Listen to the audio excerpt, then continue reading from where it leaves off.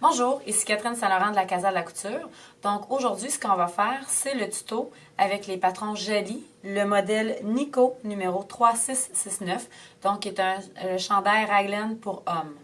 Donc ici, nous avons le devant, le dos, la manche et la bande d'encolure. C'est un patron qui est très simple à faire. La seule difficulté que je pourrais dire, c'est la bande d'encolure et je vais être là pour vous aider. La manche a un côté long et un côté court. Le côté court va venir sur le devant et le côté long va venir sur le dos. Donc, on prend notre manche, notre endroit, notre envers. Donc, on va mettre endroit contre endroit côté court, endroit contre endroit côté court. Et on va venir assembler notre manche sur notre devant. Et ensuite, on aura juste à venir poser le dos sur le côté long de la manche. Donc maintenant, on assemble la manche sur le devant.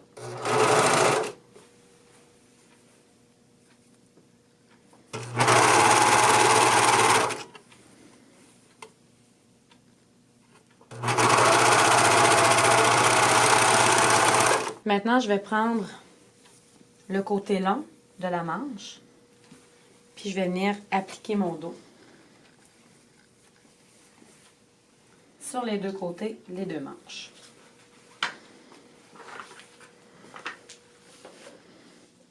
Je n'épingle jamais sur une surjeteuse pour éviter de briser mon couteau ou de briser la table. De toute façon, le truc, c'est on rentre nos tissus sous les aiguilles.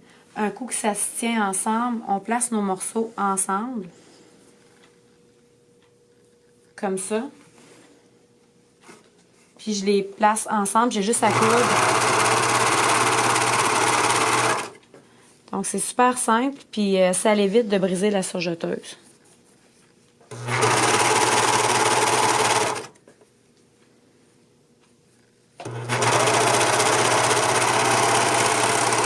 Je lave jamais mes tissus avant, pour la simple et bonne raison que du jersey qui est lavé, ça roule beaucoup. Moi, je suis pas capable de travailler avec un jersey qui roule beaucoup. Puis du jersey, ben ça va refouler beaucoup sur la hauteur. Donc, ce que je vais faire, c'est que je vais prévoir un petit peu plus long. Donc, si comme moi, je fais beaucoup de robes, si je vais faire ma robe peut-être un pouce à 2 pouces plus longue. Puis, advenant que le tissu que j'utiliserai ne refoulerait pas tant que ça, mais je vais simplement reprendre ma longueur. Mais sinon, non, je lave pas avant. Et autre chose, comme c'est du vêtement sur mesure, je ne mets pas dans la sécheuse. Donc, le tissu va maganer beaucoup moins vite et va avoir une durée de vie plus longue. Donc, avec tout le temps et l'amour qu'on met là-dedans, ben, ça se préserve. Donc, mon devant et mon dos sont assemblés avec les manches. Je vais simplement prendre ça, le replier endroit contre endroit. Donc, on voit l'envers est visible. Puis là, je vais venir prendre mon bout de manche, comme ça. Puis je vais venir coudre toute ma manche avec ma latérale. On place les tissus dans les aiguilles. Un coup qui est dans les aiguilles, il se tient. Fait que même si je tire, ça ne bouge plus. Puis je vais venir mettre mon joint ici. Puis je vais mettre mon surjet du haut vers l'avant et mon surjet du bas vers l'arrière. Donc, ce que ça va faire, c'est que quand ça va arriver sous le pied, ça va se coincer puis mon joint va être parfait.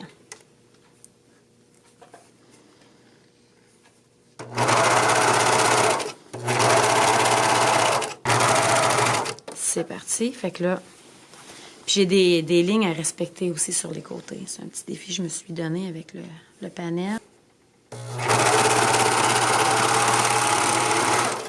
Donc, si on va voir le joint, il est parfait. Ça, c'est sous la manche. Fait que je vais aller faire l'autre côté.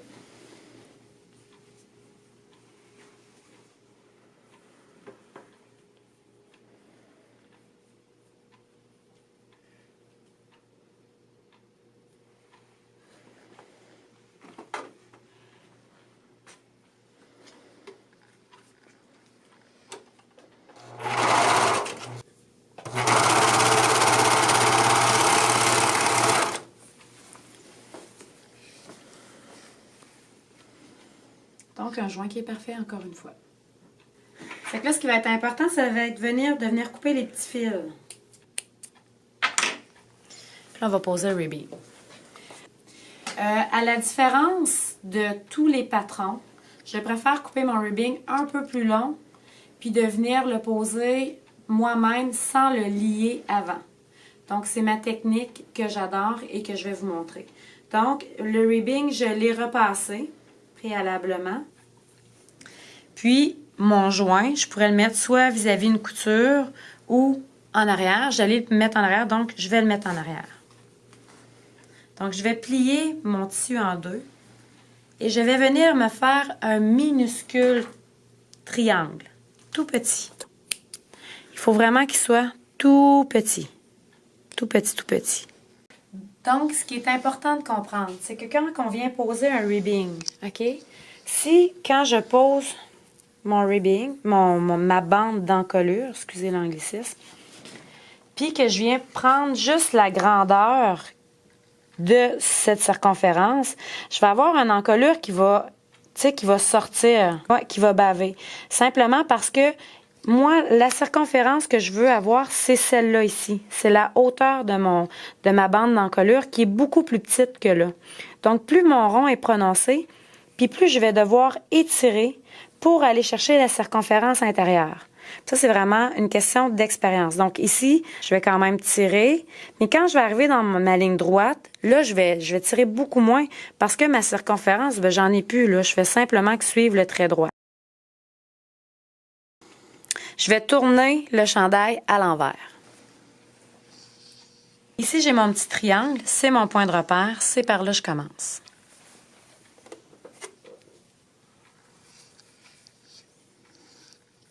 Donc, j'ai ma bande d'encolure ici. Normalement, je vais la laisser dépasser d'un quart de pouce pour mon joint. Comme ça ici. Mais je ne vais pas venir commencer à la coude ici, je vais venir à commencer à la coude plus loin. Vous allez comprendre pourquoi après. Donc, je mets tout ça en dessous du pied. Que ça roule. Je mets les aiguilles dedans. Et là, je commence. Là, ici, c'est une courbe qui commence à se prononcer. Puis même si je suis dans une ligne droite, je vais toujours tirer légèrement ma bande d'encolure. Donc, je déroule. Là, elle n'est pas extensionnée. Ça ne doit jamais être extensionné, donc bien à plat. Et je vais tirer légèrement. Je ne sais pas si on voit. Je tire à peine. Puis je vais essayer de ne pas couper du tout ma bande d'encolure pour créer une stabilité. Donc ici, on voit que le rond commence à être prononcé un peu plus. Donc je vais tirer légèrement.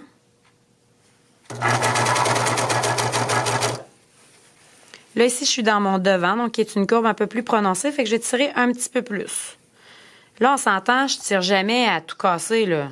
Parce que ça sera plus très joli, là. Fait que je vais tirer un peu plus.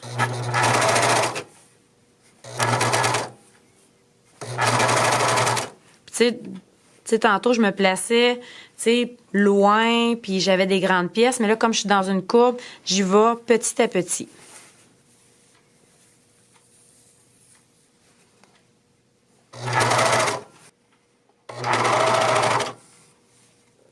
Là, j'arrive à mon petit triangle. Donc, ce que je vais faire, c'est que je vais sortir ma couture. Donc, je vais tout simplement sortir, comme ça. Je vais venir rapprocher mon ribbing, ma bande d'encolure. Si je la mets à plat, mon petit triangle est là. Je vais venir couper un petit peu à côté du triangle.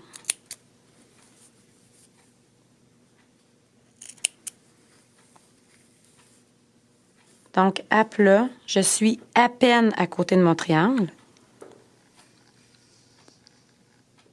Puis, je vais faire la même chose de l'autre côté.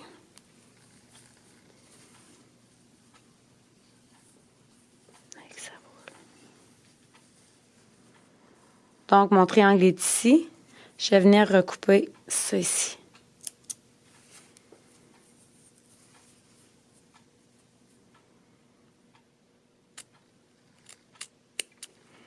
Donc, à plat.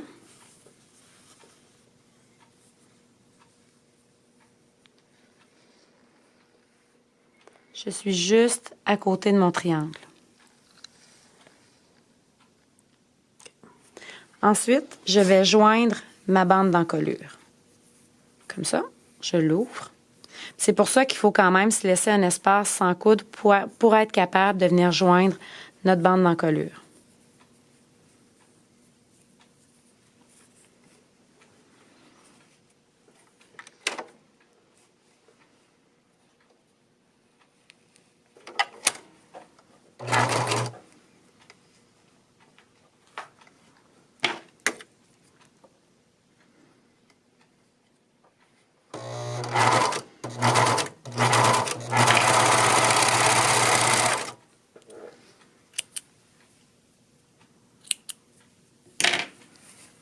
Donc, il ne reste plus juste à venir fermer.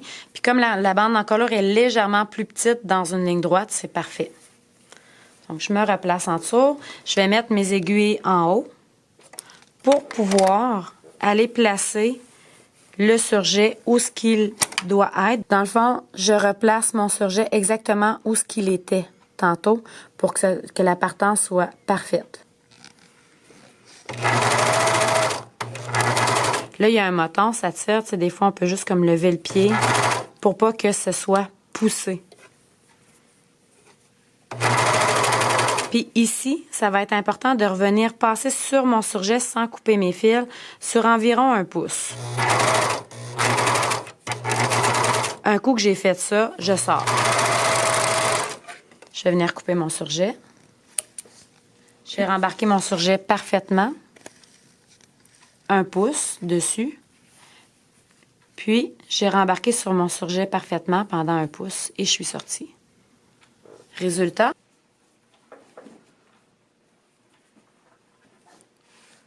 Ça fait une bande d'encolure qui moule bien. Pour la finition, on peut utiliser le point zigzag, on peut utiliser la double aiguille. Moi, c'est ça, je vais y aller avec la recouvreuse puisque c'est une machine qui est spécialisée pour faire la finition. Ce qu'on peut faire pour faciliter la chose, c'est d'aller repasser avant. C'est sûr que comme le tissu roule beaucoup, puis que j'ai vraiment beaucoup d'expérience, j'ai pas nécessairement besoin de le repasser avant. Donc, pour ma part, je ne le repasserai pas avant, mais je vais vous conseiller fortement de le repasser avant. Aussi, ce qui est plus facile quand on commence, parce que quand on travaille le point de recouvrement, on travaille sur l'endroit, donc on ne voit pas qu'est-ce qui se passe en dessous. Moi, je vais conseiller aux gens de plier un peu plus de la largeur que vous voulez. Donc, si vous voulez faire un demi-pouce de valeur de couture, bien, pliez 5/8. Donc, pliez plus large. Ça va permettre que quand on va faire notre point de recouvrement, bien, il va y avoir un tissu qui va baquer au cas où on aurait été dans le vide. Donc, je vais commencer avec la couture qui est sous le bras. Donc, mon joint va vraiment moins paraître. Donc, si j'arrive pas à le faire parfaitement, ben c'est pas dramatique, on le verra pas. Donc, je vais replier. Je vais le replier d'environ 5/8, 3/4. Ici, pour la recouvreuse, j'utilise un fil mousse. Pour ceux qui ne connaissent pas ça, c'est un fil qui est extensible. Donc, ce que ça va faire, c'est que ça va permettre d'avoir encore plus d'extensibilité dans ma couture. Donc, je rentre le tout sous la machine. Puis là, ben, ce que moi, je me dois de faire, si j'avais repassé, mais j'aurais une bordure de pli, donc ça aurait été facile, je vais y aller avec mon œil aguerri. Et puis, je vais le plier comme ça. Je vais simplement faire ma couture.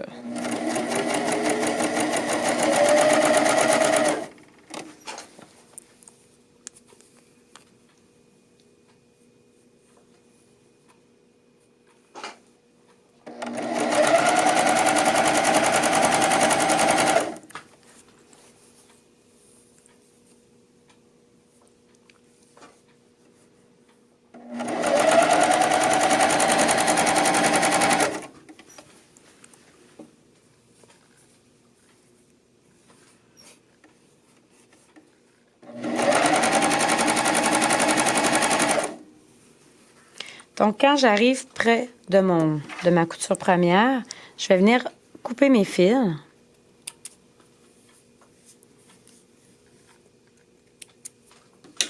Puis là, ce que je veux faire, c'est de revenir coudre environ pendant 1 pouce sur ma couture.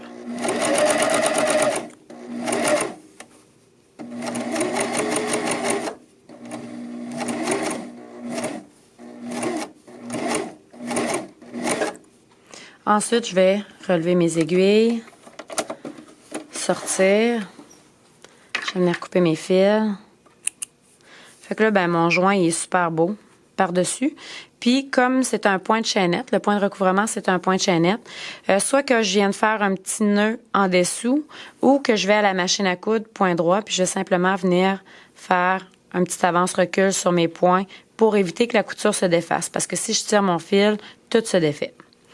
Et le surplus, je vais venir prendre des ciseaux et non un coupe-fil, puis je vais venir le couper. Et c'est réglé.